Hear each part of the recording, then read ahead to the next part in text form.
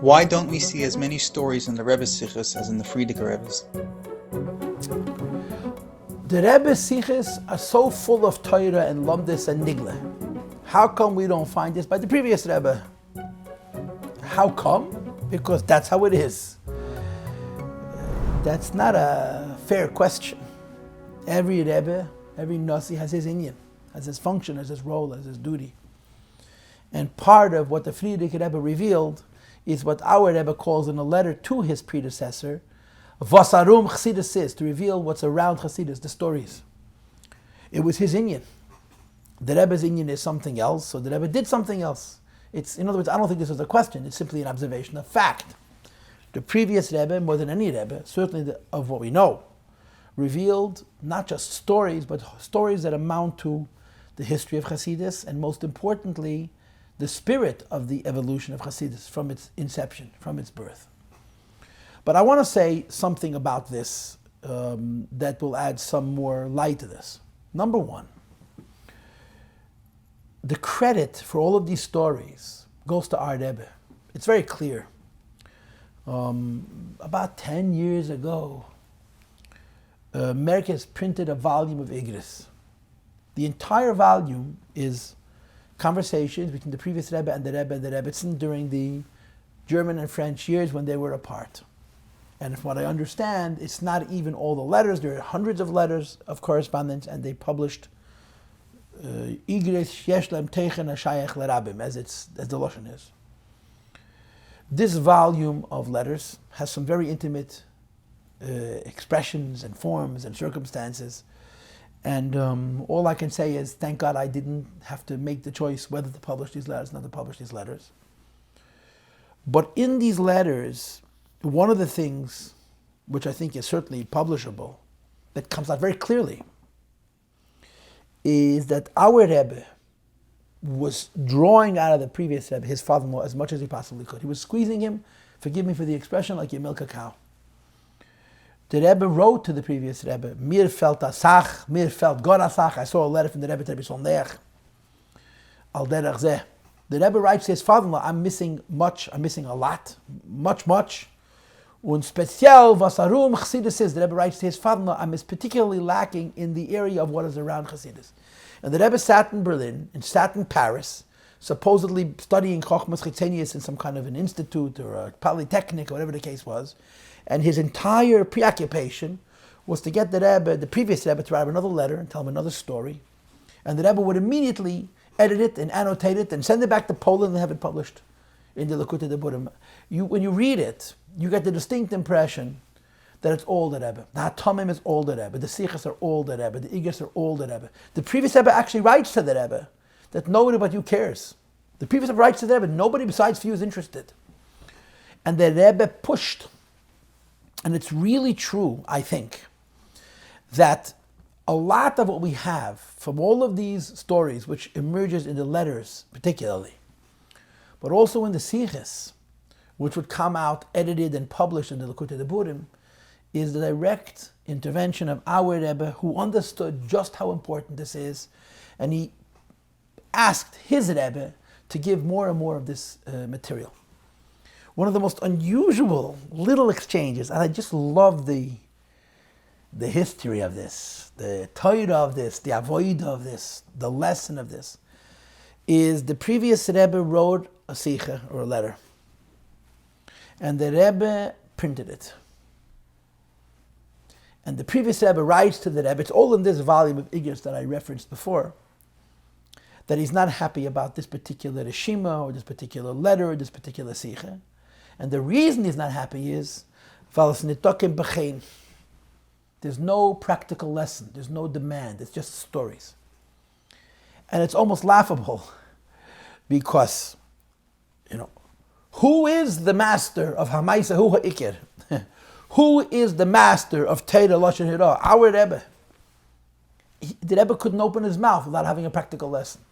Every idea in Teira made no difference whether it was Nigler, was Kabbalah, or was Medrash, or was Pshutei Shel Mikra, or was, you name it. There was always a lesson that was practical. And the Rebbe would say, if there's no practical lesson, there's no b'chein, then what's the point? Or even on a more sharp level, how is it Torah? Because Torah is Lashon Hira. But when the Rebbe was taking things from his predecessor, from the previous Rebbe, it didn't matter to him whether there was a lesson or not. As long as the story was there, as long as the Inyan was there, the Oid was there, the Chassidus was there, and so on. And when you read that little exchange, it's not much a few words. When the previous Rebbe writes to the Rebbe, I'm not happy with how this came out because there's no Eirah. I remember reading it and thinking, this is history repeating itself. This is deja vu. Yeah. When our Rebbe would say his own Torah, if there was no Eirah, he would say this is not right. When his Rebbe would say Torah, as long as it was from the Rebbe, it was good. But I think that this is a fact. I'm using the words I think because I cannot say with certitude. I'm not that well connected. I don't have access to archives and to secret folders and files and letters. But I think it's correct to say that so much of all of these stories, which define the previous Rebbe to us, both his Sichos and his letters and the Zechrenos, the memoirs, and the Rishimis that they're now publishing from the previous Rebbe, the Rebbe gets credit for it to a very, very great extent. And the Rebbe said once in a Sicha in the early years, something very important, really very, very important. He was talking about the idea that you have in the Maimer of Basi Lagani from the previous Rebbe, the Maimer which we learn every year for Yud Shvat, which is known as the Maimer of Hilula, associated with the passing of the previous Rebbe. And he said that in that Maimer, one of the things the Rebbe talks about at great length is the concept of Bizbuz HaEtzres. How there's a war, and the war is a Melchemes Nitzachon. It's a war that you can't lose, because if you lose it, you're kaput, you're finished, you're over. It's a war of survival. So you pull out all the stops, you become reckless. You don't calculate, you have to do everything in your power to win this war, even as it says very poignantly and painfully in the Maimer, Mashle Chayav Mineged, the king pays with his life, which the Rebbe referenced in many Sichos also. But one of the things which is discussed at great length is this concept of Bizbuz HaEtzres. The king has treasure, which has been around for generations, and it's been guarded and hoarded and protected and kept private for hundreds and hundreds of years. And when you face a Melchemes Nitzachon, you literally dispense of it almost recklessly. So the Rebbe said we are in a Melchemes Nitzachon, right? This is Melchemes Beis David, the home stretch to Mashiach, which is very important and also very, very precarious, very dangerous. So the Oitzreis of Chassidus Chabad, going back to the Alter Rebbe, with the Ayin Loishas Fasim, nobody even dreamt that this kind of an archive had been preserved, is now available. Between 20 and 30 volumes of the Alter Rebbe's Chassidus and the Middle Rebbe's Chassidus, and close to 50 volumes of the Tzemach Tzedek, and I don't know how many of the Rebbe Marash. It's just incredible what we have that as little as 45 years ago just did not exist. And this, of course, is the Rebbe's work, our Rebbe's work, in dispensing of the treasure of Chassidus Chabad to win this Milchama. And parenthetically, you all know, I'm sure, that whenever the Rebbe would meet Gedolei Yisrael, from Chassidim and from Oilamisha, Litvisha, Misnagdim, he would always ask them, are there ksavim from your father and your grandfather, manuscripts of Chassidus or Torah? And usually they would say yes, and then the Rebbe would say publish, and they would respond by saying, it's not our minig, it's not our gezeh to publish. And the Rebbe would say, who are you saving it for? You know, tomorrow no one's even going to care. Amalekiteiten in Europe, in the old country, there was order, and there was sacredness, and there was respect, and there was holiness. There was a point in keeping secrets. It added to the aura, it added to the holiness, it added to the respect, it added to the intrigue, and therefore to the investment in the Chassidus, or in the Derech Halimud of Torah. So says, today, you're holding it for nobody. You're holding it for its demise. Publish. And there are many Gedolei Yisrael, Chassidim, and also Eila Misha, who took the Rebbe's counsel and went against the tradition of their ancestors and published because they understood what the Rebbe was telling them. So the Rebbe said that there is nothing that is of more Bizbuz HaEtzres than these letters and Sichos and Rishimis of the previous Rebbe. People look at these stories and say, anybody can tell stories. Anybody can tell stories. Maises, from a Bobbe, a grandmother can tell stories. A Poshat Yid can tell stories. Here's a Rebbe, a Tzaddik, a Isha Likim Kodesh, Gon Hadoir, Moifes Hadoir, the Tilt Maises. So the Rebbe says people don't understand these stories. It's like the stories of Genesis, stories of Bereshis. Is anybody going to say that the stories of Bereshis are nice stories that a Bobbe could tell? The Alter Rebbe writes that today Seidus HaTeira Genuzim Ba'agodas. In Chassidus it's brought that the secrets of Teira are more in Bereishis than they are in the Halachas HaTeira. In other words, the stories have deeper secrets than the laws. So when the previous Rebbe tells stories, he's not just telling maises.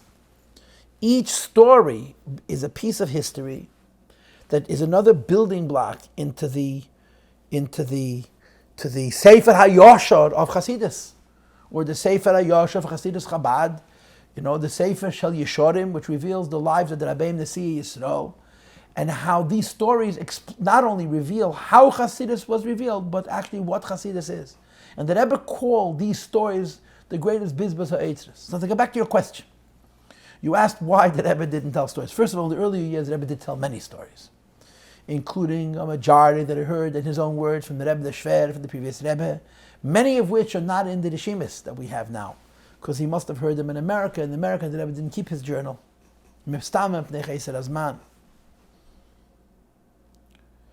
And second of all, you're asking the question because you'd like to have more stories.